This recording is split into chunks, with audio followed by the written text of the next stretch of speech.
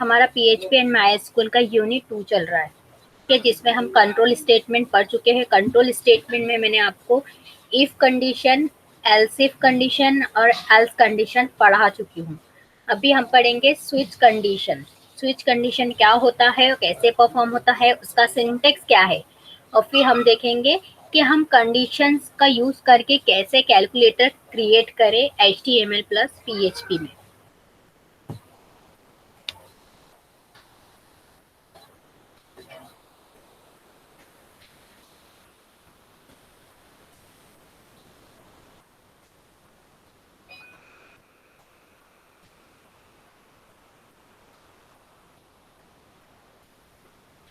Switch statement. The switch statement is used to perform different action based on different condition.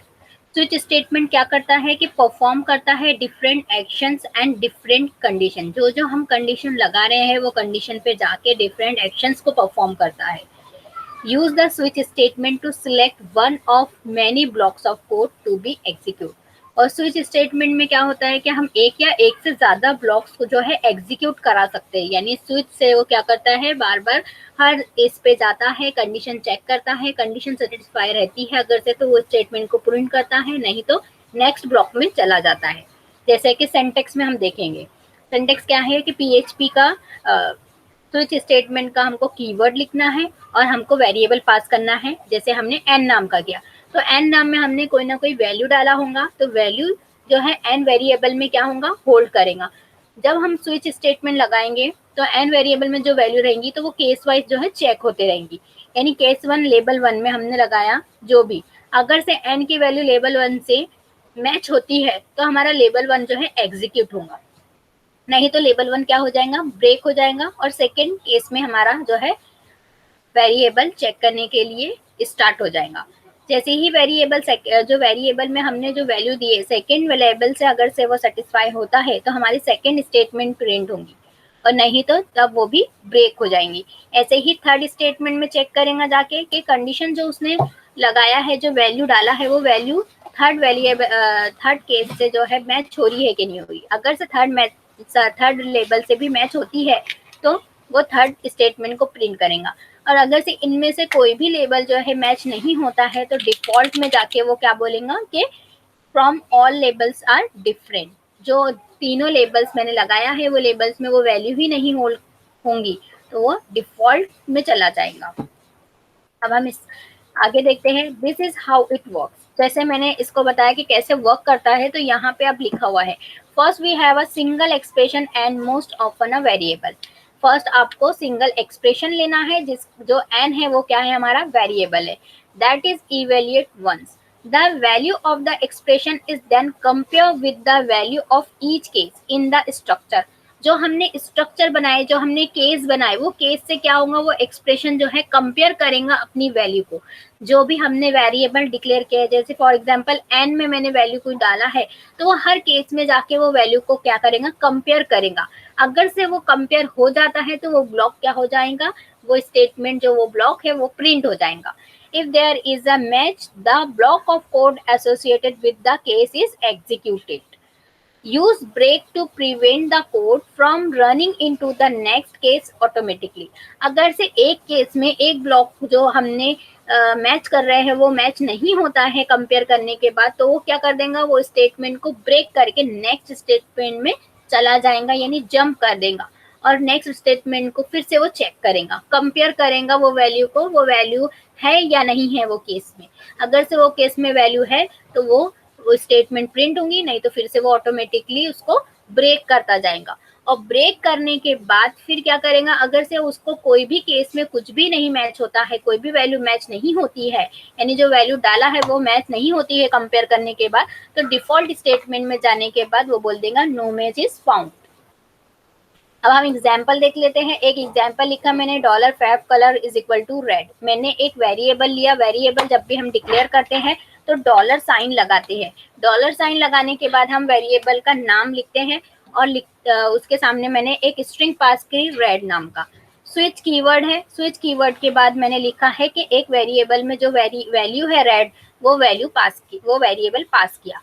Curly brackets में case में डाला है blue, तो पहले वो चेक करेगा जो वेरिएबल में रेड है, वो रेड पहले रेड जो है वो वेरिएबल में पहले जाएगा, वेरिएबल फिर यहाँ से केस में चेक करेगा कि केस जो है ब्लू है कि नहीं है।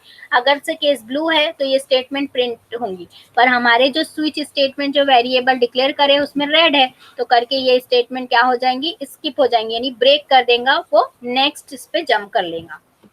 नेक्स्ट इसमें जंप करने के बाद फिर वो देखेगा कि केस 2 में जो है हमारा रेड कलर है कि नहीं है। अगर से उसको रेड कलर मिलता है तो हमारी ये स्टेटमेंट क्या हो गई, प्रिंट हो गई। और अगर से रेड कलर की जगह मैंने यहाँ पिंक कलर लिखती तो ये केस भी क्या हो जाता, ब्रेक हो जाता और नेक्स्ट केस में वो चला जाता।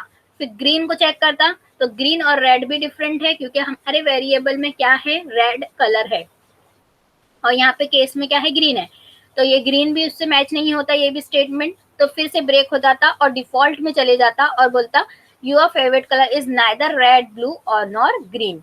यानी अगर से मैं रेड कलर भी नहीं देती तो वो डिफॉल्ट में जाता, पर मैंने रेड कलर दिया है केस में, तो करके ये स्टेटमेंट क्या हो गई, सेटिस्फाई हो गई और ये क्या हो गया, प्रिंट हो गया। ये हमारी होती है स्विच स्टेटमेंट।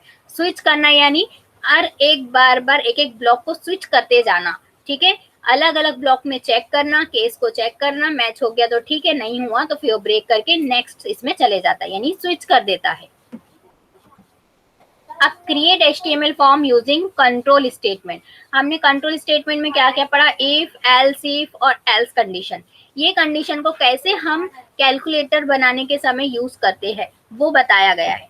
तो सबसे पहला मैंने PHP का कोड लिखा है, तो ये हमारा अभी हम बाद में देखेंगे, पहले हम देखेंगे HTML form. HTML form HTML form में हेड टैग लिखते हैं, टाइटल टैग जो हेड टैग के अंदर आता है। कंट्रोल स्टेटमेंट यूज कर रही हूँ तो मैंने अपने जो पेज का नाम दिया है कंट्रोल स्टेटमेंट। फिर बॉडी टैग लिया, बॉडी टैग में फॉर्म टैग, मेथड, पोस्ट। हमारे दो टाइप के मेथड होते हैं, post method and get method. Get method क्या करता है, URL पे वैल्यू को फैच करके यानी डिस्प्ले करके बताता है, इसलिए हम गेट मेथड अप्लाई नहीं करते हैं। पोस्ट मेथड जो सिक्योर रहता है, हमारी वैल्यू को जो URL पे नहीं दिखाता है। फिर यहाँ पे मैंने डिव लिया, H2 लिया, हेडिंग के लिए हेडिंग रहती है 1 से लेके H1 से लेके H6 तक, यानी बिग से लेके बिगर से लेके स्मॉलर तक। तो हमारी सब में बिग यानी सेकेंड पोजीशन वाली जो थोड़ी सी फर्स्ट के कंपैरिजन में थोड़ी सी स्मॉल रहेंगी। तो कैलकुलेटर हमारा हेडिंग टैग है। यहाँ मैंने नेक्स्ट डिव लिया जिसमें मैंने इनपुट टाइप यानी यूजर से इनपुट लेना है करके बॉक्स आना चाहिए, तो टेक्स्ट बॉक्स आएगा। Name, first name, place holder. Place holder क्या करता है, हमारी वैल्यू को होल्ड करने के लिए होता है।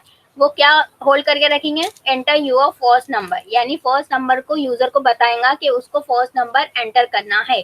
और जैसे ही यूजर फर्स्ट नंबर डालेगा तो वो जो है प्लेस होल्डर क्या करेगा, अपने प्लेस से हट जाएगा, यानी जो आ रहा है स्टेटमेंट, जो मैसेज आ रहा है वो क्या हो जाएगा, चला जाएगा। फिर input type text, name is equal to second number. अब मुझे सेकेंड नंबर लेना है करके सेकेंड बॉक्स के लिए फिर से मैंने यूजर से इनपुट लेना है करके टेक्स्ट बॉक्स लिया और फिर से मैंने सेकेंड नंबर का मैंने टेक्स्ट बॉक्स बनाया और उसको मैसेज दिया कि एंटर योर सेकेंड नंबर।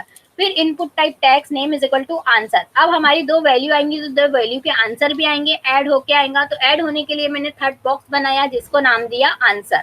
और वैल्यू जो है ये मैंने प्रैक्टिकली आपको एग्जीक्यूट करके बताया कि वैल्यू में क्या करना है, हमको जो वैल्यू मिलेंगी आंसर से उसको इको कराना है।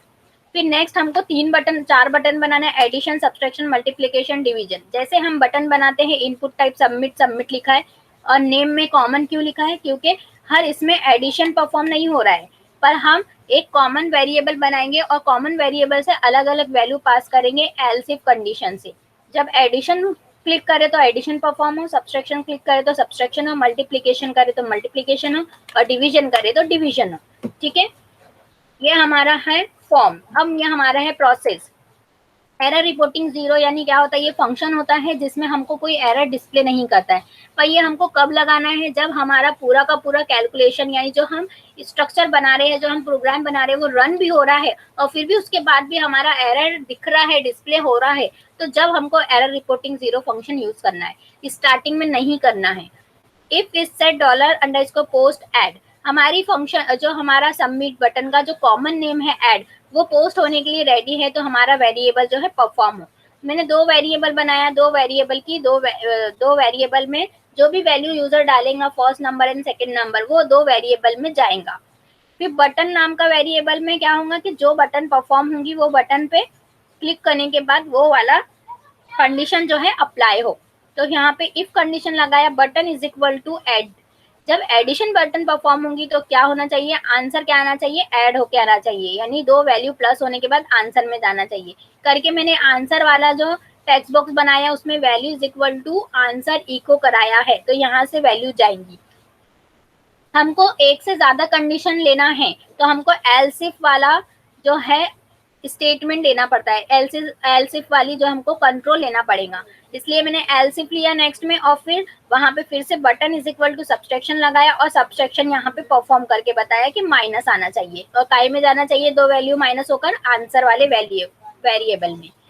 फिर से मैंने एल्स इफ लिया, बटन मल्टीप्लीकेशन का मैंने मल्टीप्लीकेशन का लगाया साइन, साइन लगाने के बाद उसको मल्टीप्लीकेशन होंगी दो वैल्यू और काय में जाएंगी, आंसर में जाएंगी। फिर एल्स इफ लगाया, फिर बटन डिवीजन हो तो डिवीजन में जाए, यानी जब जब जो परफॉर्म करे यूजर जो बटन क्लिक करे तो एल्स इफ क्या करे, वो कंडीशन चेक करे और वो कंडीशन के बाद ही हमारा जो भी हो परफॉर्म हो, स्टेटमेंट एग्जीक्यूट हो, और वो एग्जीक्यूट होने के बाद काय में जाए, आंसर में जाए। तो ये आंसर मैंने कहाँ लगाया, जो मेरी आंसर मैंने इनपुट बॉक्स बनाया है उसमें मैंने वैल्यू नाम का एक और एट्रीब्यूट ऐड किया और जिसमें PHP की स्क्रिप्ट लगा के इको कराया आंसर को।